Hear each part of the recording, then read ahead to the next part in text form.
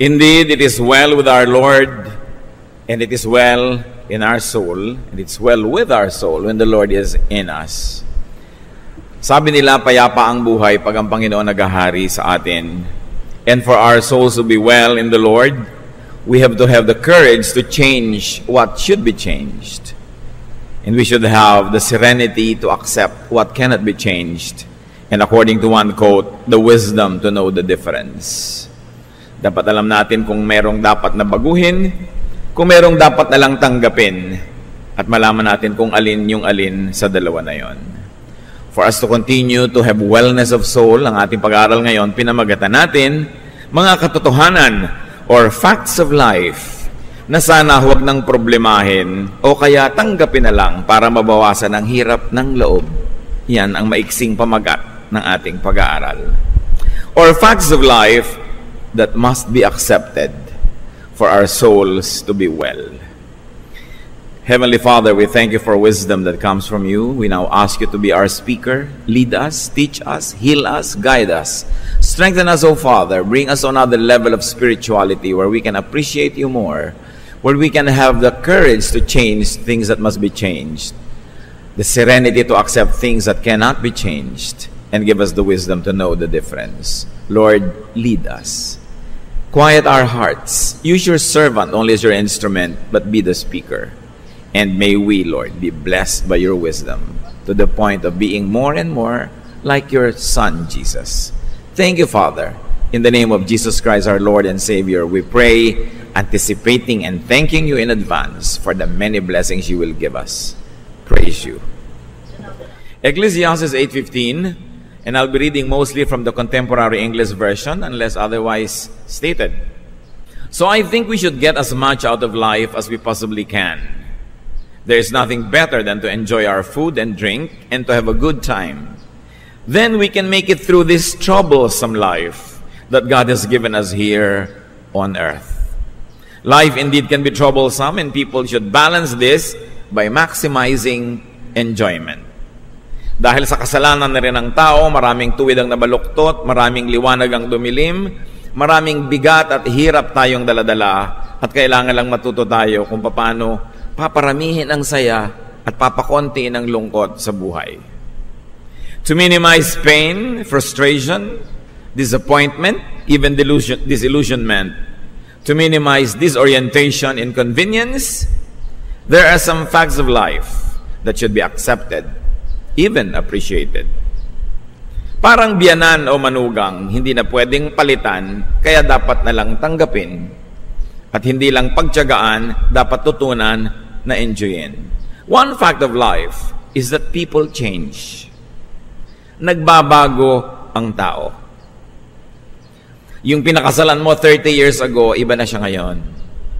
Yung minahal mo 5 years ago, magbabago yan. 2 Corinthians 3:18, the Lord's Spirit makes us more and more like our glorious Lord. This is a positive spiritual growth because people's spirituality changes. 1 Corinthians 13:11, when we were children, we thought and reasoned as children do, but when we grew up, we quit our childish ways. Sometimes the change is negative, retrogressive, and unwelcome. Hindi lahat ng pagbabago ay pag-asenso. May pagbabagong pag-atras. But one truth remains, people's mentality changes. What else changes with mentality? Perspective, point of view, thoughts, values, tastes, our likes and dislikes. Emotions change, feelings change. So does affection and love. Hence the great leap of faith in marriage. Kaya hindi biro ang pagpapakasal. Sabi ng matatanda, ang pag-asawa daw hindi parang kaning isusubo, iluluwa akong mapasok. That's why there's a great leap of faith in making vows, even in signing contracts. Kaya naimbento ang mga kontrata. Why were contracts developed and invented? Because people change. Ecclesiastes 5:6, don't let your mouth or your vow get you in trouble. And the Bible admonishes us not to be guarantors. Because people that you guarantee change their minds. Their fortunes change, or you change your mind. People fall in love. People fall out of love. Love, closeness, enjoyment in marriage, in family or friendship is sustained despite change and growth only when the individuals concerned grow in the same direction, in the same trajectory and speed. When they stay in the same quadrant or at least in the same half of the plane. So when you travel together with someone in your life, at least if you're both traveling northeast, you're in the same quadrant. If you're both traveling north, you're in the same half of the plane. But if somebody begins to travel southwest and the other northeast, probably another half of the same plane, but not in different quadrants anymore. What if somebody travels north and the other one travels south? That's why people separate ways. Because they can grow in different directions. And that cannot be changed. That we change. Jeremiah 13:23, can people change the color of their skin, or can a leopard remove its spots? Akala ng ibang, ibig sabihin nito, walang nagbabago.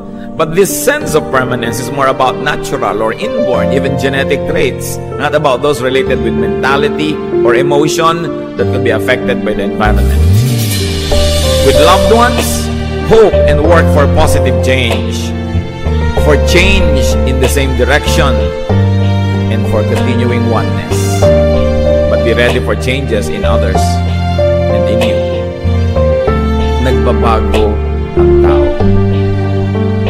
Bawat nadidinig, nakikita, nararamdaman, nararanasan, nagpapabago sa atin. Kaya pag sobrang magkahiwalay ang mag-asawa, magkahiwalay ng kinakain, magkahiwalay ng buhay, magkahiwalay ng lugar, at hindi matibay ang pag-ibig nila at hindi sila parehong sumusuko sa pag-ibig ng Diyos, maaaring magkalayo ang loob. At pag nagkalayo ang loob, kasunod na lang na maglalayo na pati ang kanilang mga buhay. Tinatanggap yan. People change. That's why if you care for somebody very deeply, you try to change in the same direction or trajectory or speed so you don't fork ways. You don't separate ways. Pinagsisikapan yan. Another fact of life is partners can become unfaithful. I don't want to burst the bubbles of those who are newlyweds. Loving or not loving a partner can become unfaithful. Pag may pinapakasalan kayo, umaasa kayo magiging matapat yon at sumusumpa kayo magiging matapat. Pero magbibigay kayo kahit konting puwang sa puso nyo na maaaring madapa, magkamali ang isang tao at maging unfaithful. Most of serious counseling is about unfaithfulness between spouses. Malakay 2:15, don't ever be unfaithful to your wife. Why the abundance of such commands? Kasi nangyayari. What is important is for you to be faithful yourself, because you can control yourself by God's power, but leave some room for your partner's tendency to and capacity for unfaithfulness. Sometimes what is most painful are people who never even expected, suspected, or imagined that their spouse could be capable of unfaithfulness, and then suddenly they realize may anak na palang 12 anyos kay kumare. Ang sakit, kasi buong buhay, nasa ilusyon ka na perfect ka na pangasawa mo. We pray for that. We strive for that. But leave room for the possibility so that if it does happen, there will be less pain. Facts of life. Not to just burst your balloon, but we should be grounded on fact. Be ready for people's possible unfaithfulness to you. Be they business partners, be they relatives or friends or associates. Leave room for it. Fortify yourself against it. Accept its possibility from the start. It will minimize pain if pain would come. Jesus says in Mark 14:38, watch and pray so that you will not fall into temptation. The spirit is willing, but the flesh is weak. Now this weakness of the flesh must be thought of by those who have to forgive, not those that commit errors. Kung meron kayong partner na nagkasala sa inyo, kayo yung mag-iisip, the flesh is weak. Pero kung kayo nagkakasala, hindi nyo sasabihin sa partner nyo, kasi the flesh is weak, biblical yan, kaya ako naging weak. Don't ever abuse such truths. Another fact of life, people get sick. People age. People die. Maaga pa lang, tanggapin nyo yun. Pag nakahiram kayo ng asawa ng 10, 20, 30 years, tas binawi na ng Panginoon, people die. Huwag kayong magtampo o magalit sa Diyos. Pasalamat kayo, nakahiram kayo kahit saglit. This will happen to your partner, to your child, to your parent, to your friend, to you. And more than most people, spiritual leaders see this more sensitively because we face the cycles of life nearly every day or every week. Somebody is getting born, somebody is dying, somebody is getting well, somebody is becoming worse, somebody is getting married, and next week some people are separating. The cycles of life. Ecclesiastes 3:1-2. Everything on earth has its own time and its season. There is a time for birth and death. That's why it is important to live life to the fullest in its every stage. You allow a child to be a child. You allow a young person to be a young person. Maturity comes later. Let the mature people be mature. You know, don't force people to fast forward old age. You have all the time in the world to be old. So be young when you're young and allow people to be young. Don't expect them to be adults. Although we teach them and prepare them for adulthood, but you don't steal childhood from children. You allow them. Ecclesiastes 12:1, keep your Creator in mind while you are young. In years to come, you will be burdened down with troubles and say, I don't enjoy life anymore. So enjoy life when you can. Siyempre, para ka mag-enjoy ng life, medyo ka konting masayahin, hindi ka masyadong serious sa mga problema, ang bata-bata, pinapaserious mo na. It will happen whether you like it or not. Darating ang mga hapdi at pait na magpapamature sa ating lahat. Kung hindi pa nangyayari sa mga bata, hayaan nyo muna sila mag-enjoy ng kaunting innocence. Do not deprive them. Live to the fullest when and while you can. And let others live to the fullest when and while they can. Set them free to pursue their dreams, to become the people that God had meant them to be. And it's important to share good times whenever possible, because times are not always that good. You want to go on a picnic, but somebody has a heart attack, somebody becomes paralyzed. You want to go on a trip, but your fortunes change and you suddenly become poor. Dapat marunong tayong sumakay sa panahon. Ecclesiastes 11:9, be cheerful and enjoy life while you are young. Do what you want and find pleasure in what you see, but don't forget that God will judge you for everything you do. It just says, well, just don't leave God out of the equation, but never neglect to enjoy. Many people like to emphasize the last sentence and scare the young people from becoming young. But it just says, be young, enjoy. Just don't forget that God will hold you to account, so give yourself limits. When you grow old, when you become sick, do not be full of regrets. Enjoy what you may while the time allows you. Another fact of life, fortunes change. Reversals happen. Sabi ni Balagtas, ay bago sa mundo'y sa isang kisap mata, ang tao'y mayroong sukat ipagdusa. Sa isang iglap, pwedeng mapalitan ang lahat sa buhay natin. Isang banggaan sa highway, pwedeng mamatay ang dalawa mong magulang, maibang buhay. Isang plane crash, isang boat capsizing could take away your loved ones or your life. Isang maling galaw, nahulog ka sa hagdan and got paralyzed from the neck down. Anything can happen. That's why we should celebrate life whenever possible. Job went from everything to nothing and then thankfully to everything again. Not everybody ends that way. Usually, pag nagka-reversal, nakakamatayan na yung reversal. Unless the abundance love of God takes over and that you do the right thing to even attract the good blessings of God to come your way. It can happen to anyone. So be ready for any sudden change. Huwag kayong mabuhay na parang hindi na magbabago ang lahat. Kung sobra kayong hirap, huwag kayong maghinagpis lagi. Mababago yan, pwede. Kung sobra kayong yaman, huwag kayong magyabang. Hindi nyo alam. Proverbs 27:1, don't brag about tomorrow. Each day brings its own surprises. And sometimes the surprise is scary. When you are up, when you're young, strong, prosperous, be nice. As they say, be nice to people on your way to the top, because you will meet the same people on your way down. Hindi dapat nahihibang at nalalasing. When you are down, work and hope, because fortunes can change. Another fact of life, success invites unwanted attention. Success invites hangers-on. Pag panalo ka, maraming lumabalapit para humingi ng balato. Success can invite envy and competition.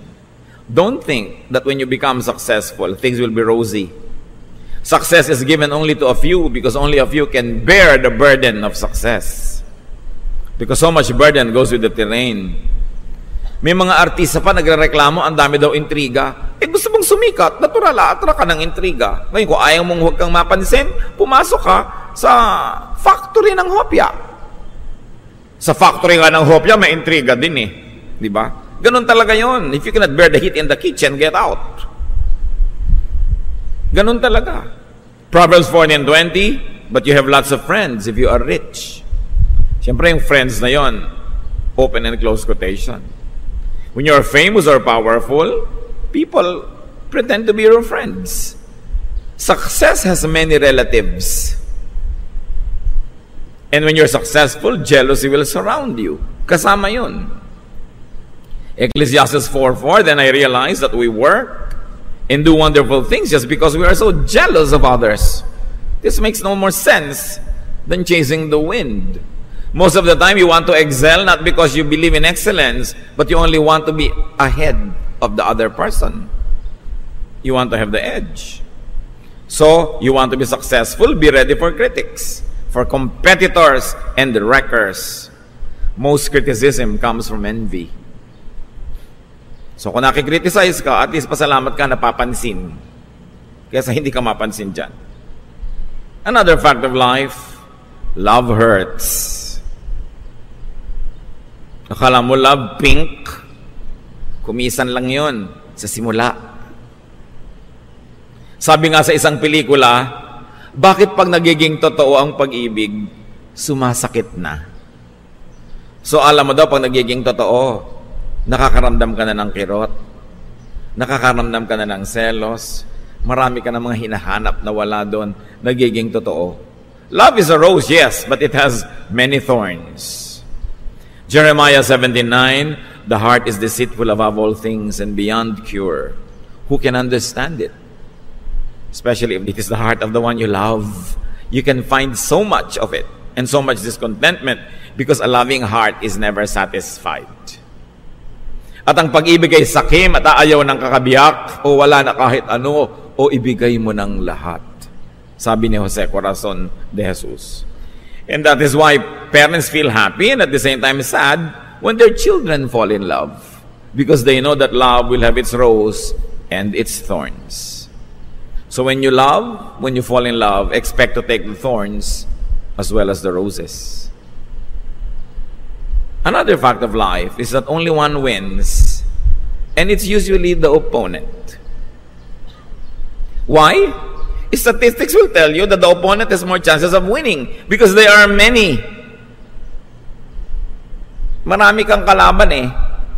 Kaya ang dami ng chance na hindi ikaw yung mananalo. So you work, pray, and hope for victory, but be ready for defeat. That's why you have school contests. You have little leagues. You know what those small contests are for? For us to practice in defeat. To practice for defeat. Kaya mga bata, ang mga young people, pinapasali natin sa maraming contest, hindi para sila laging manalo, para masanay silang matalo. Dahil maraming talo sa buhay. Hindi laging panalo. Ngayon, kung natalo ka, nagpo-protest ka na. Your little kid does not win in a declamation contest and you go to court. You call every teacher demon and you raise hell in the school. You are teaching your child not to accept defeat. We make children go to contest, prepare them so that they could win, but also prepare them that they might not win because chances are they won't. And when they can accept defeat graciously, learn it, improve upon it, build upon it, then you are making a good person. You are developing character. You cannot always win. It's a fact of life.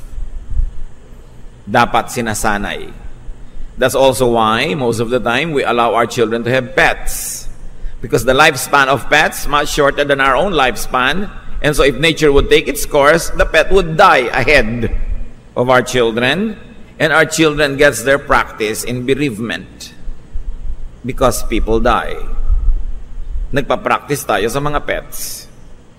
Hindi nyo naman papatayin yung pet para kayo mag-ensayo, no? Pero ang mahalaga, sinasanay natin. 1 Corinthians 9:24, you know that many runners enter a race, and only one of them wins the prize. Spiritually, so run to win. In any contest, run to win. But if you don't win, ask yourself why. Improve on your craft. Congratulate the winner. Celebrate the victory, even if it's not yours. Because it's human achievement, and therefore it is for God's glory. Another fact of life, most attempts fail at first. Bihira naman na first attempt mo, panalo ka na. Konti lang ang sa golf, hole in one. Alam niyo ang goal ng golf? Paluin yung bola at pa-shootin doon sa butas. Pero nakakita na kami, isang palo lang, nag-shoot agad, yun ang hole in one. Bihirang-bihira yun, kaya binibigyan yun ng award. Bihira yun. Madalas, tumirik na yung araw, nasunog na yung balat mo, hindi pa nagsushoot. Yun ang totoong buhay. No? Increase your chances by increasing your attempts. Increase your chances by working more. But when it does not work, ganun talaga buhay. Sabi ng Pranses, c'est la vie. Sabi ng mga Aleman, so ist das Leben. That's life. Ganyan talaga. Ecclesiastes 11:6, sow your seed in the morning, and at evening let your hands not be idle, for you do not know which will succeed, whether this or that, or whether both will do equally well. Kung gusto nyong marami ang pagkakataong magtagumpay, marami ang pagsisikap na gawin nyo. Gusto nyo marami kayong tubuin, marami dapat ang pamumuhunan. Gusto nyo maraming anihin, marami dapat itanim. Kasi hindi nyo alam kung alin ang tutubo, alin yung mamumunga, alin ang magkiklik. You never know. That's why don't put all of your eggs in one basket. Or if you do, watch that basket. Kasi inilagay nyo na doon lahat. Kahit sa pag-ibig, huwag nyo inilalagay lahat sa isang tao lang. Dahil paano kung bigla nagtaksil? Hahanapin nyo si Basilio. Huhulihin nyo ang sawa sa lumang simboryo. Anong gagawin nyo? Tatalong kayo sa Pasig, mahuhuli kayo dahil madadagdagan ng pollution. Kailangan handa ang loob. Ecclesiastes 10:10, if the axe is dull and its edge unsharpened, more strength is needed, but skill will bring success. So gusto mo ng mas maraming chances to succeed? Work harder. Work smarter. Do more. Pero for now, may mga katotohanang mainam tanggapin na lang para matahimik. Lalo't tapos na. Mga mag-asawa, kung nagkamali ang asawa ninyo, tapos na, ibaon nyo na. Tapos na eh. Hindi na nababago ang nakaraan. Ang nababago na lang attitude. Para tayo sumaya, gumawa kayo ng paraan. Hope for the best, but be ready for the worst. At huwag makipagtunggali sa facts of life. Do not contend with facts of life. Accept them. You'll be happier. With God's grace and power, you will be able not only to survive, but also to be victorious. And adjust.